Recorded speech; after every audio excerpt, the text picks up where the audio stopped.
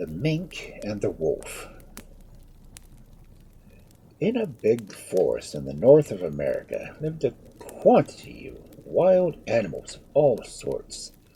They were always very polite when they met, but in spite of that, they kept a close watch upon each other, as each was afraid of being eaten or killed by somebody else. But their manners were so good that no one would have ever guessed that. One day, a smart young wolf went out to hunt, promising his grandfather and grandmother that he would be back before bedtime. He trotted along quite happily through the forest till he came to his favorite place, just where the river turns into the sea. There, just as he had hoped, he saw the chief mink fishing in a canoe. "I want to fish too," cried the wolf, but the mink said nothing and pretended not to hear. "I wish you would take me onto your boat," shouted the wolf, louder than before, and he continued to beseech the mink so long that at last he grew tired of it, and he paddled to the shore close enough for the wolf to jump in. "Sit down quietly at the end, and we shall be upset," said the mink. "And if you care about sea urchins' eggs, you will find plenty in the basket. But be sure not to eat the white ones. The red ones will kill you." So the wolf, who was always hungry, began to eat the eggs greedily, and when he had finished, he told the mink he thought he would have a nap. "Well, if you stretch yourself out and rest your head on that piece of wood," said the mink, and the wolf did as he was bid, and was soon fast asleep. The mink crept over him and stabbed him to the heart with his knife, and he died without moving. After that he landed on the beach, skinned the wolf, and taking the skin to the cottage, he hung it up with the fire to dry. Not many days later, the wolf's grandmother, who, with the help of all her relations, had been searching for him everywhere, entered the cottage to buy some sea urchins' eggs, saw the skin, which she guessed that to be that of her grandson. "I knew he was dead! I knew it! I knew it!" she cried, weeping bitterly, till the mink told her rudely that if she wanted to make so much noise she had better do it outside, as he liked to be quiet. So, half blinded by her tears, the old woman went home the way she had come, and running in at the door she flung herself down in front of the fire. "What are you crying for?" asked the old wolf and some friends who had been spending the afternoon with him. "I shall never see my grandson any more," answered she. "Mink has killed him. Oh, oh!" And putting her head down, she began to weep as loudly as ever. "There, there," said her husband, lying upon her shoulder. "Be comforted. If he is dead, we will avenge him."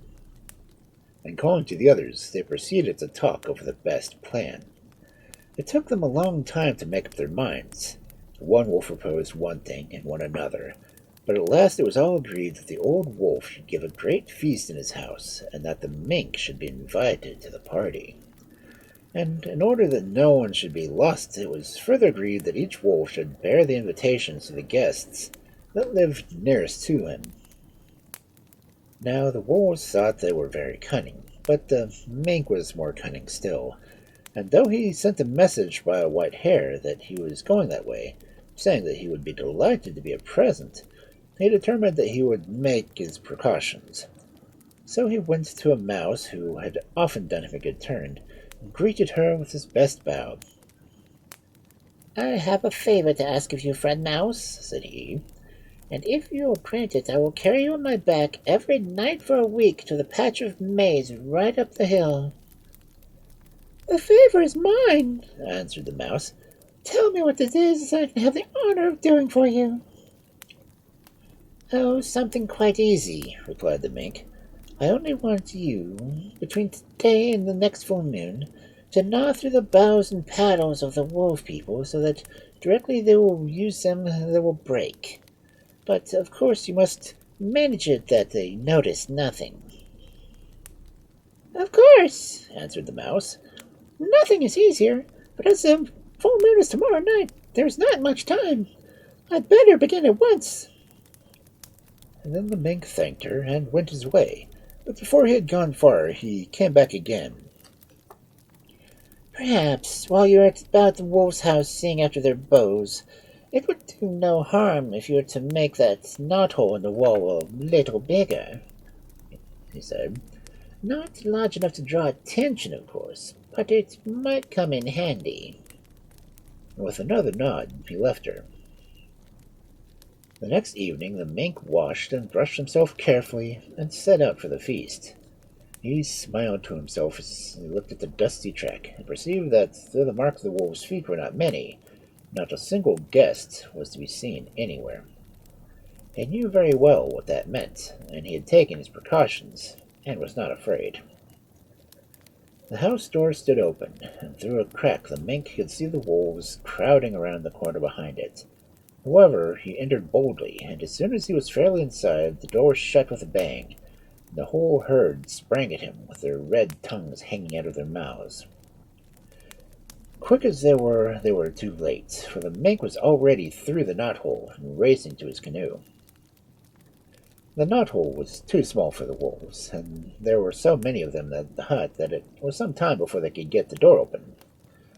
Well, then they seized the bows and arrows which were hanging on the walls, and once outside, they aimed at the mink. As they pulled their bows back, it broke in their paws, and so they threw them away and bounded to the shore with all their speed to the place where their canoes were drawn up on the beach. Now, although the mink could not run as fast as wolves, he had a good start, and was already afloat when the swiftest among them threw themselves into the nearest canoe. They pushed off, but as they dipped the paddles into the water, they snapped just as the bows had done, and were quite useless. "I know where there's some new ones," cried a young fellow, leaping on shore and rushing to a little cave at the back of the beach. And the mink's heart smote him when he heard, for he had not known of the secret store. After a long chase, the wolves managed to surround their prey, and the mink, seeing it was no good resisting any more, gave himself up. Some of the elder wolves brought out some cedar bands, which they always carried round their bodies, but the mink laughed scornfully at the sight of them. "Why, I could snap those in a moment," he said. "If you want to make sure that I cannot escape, better take a line of kelp and bind me with that." You are right," answered the grandfather. "Your wisdom is greater than ours." And he bade his servants gather enough kelp from the rocks to make a line, as they had none brought with them.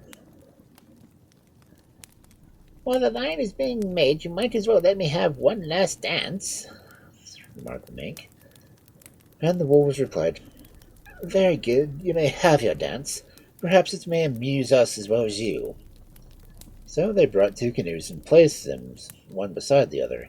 The mink stood up on his hind legs and began to dance, first in one canoe and then in the other, and so graceful was he that the wolves forgot they were going to put him to death, and howled with pleasure. "Pull the canoes a little apart. They're too close for this new dance," he said, pausing for a moment. And the wolves separated them a little to give springs between them, sometimes pirouetting while he stood on one foot on the prow of both. "Now nearer, now further," he would cry as the dance went on. "No, further still." And springing into the air, amidst the howls of applause, he came down head foremost and dived to the bottom. And through the wolves, whose howls had now changed to those of rage, sought him everywhere, they never found him, for he hid behind a rock till they were out of sight, and then made his way home in another forest.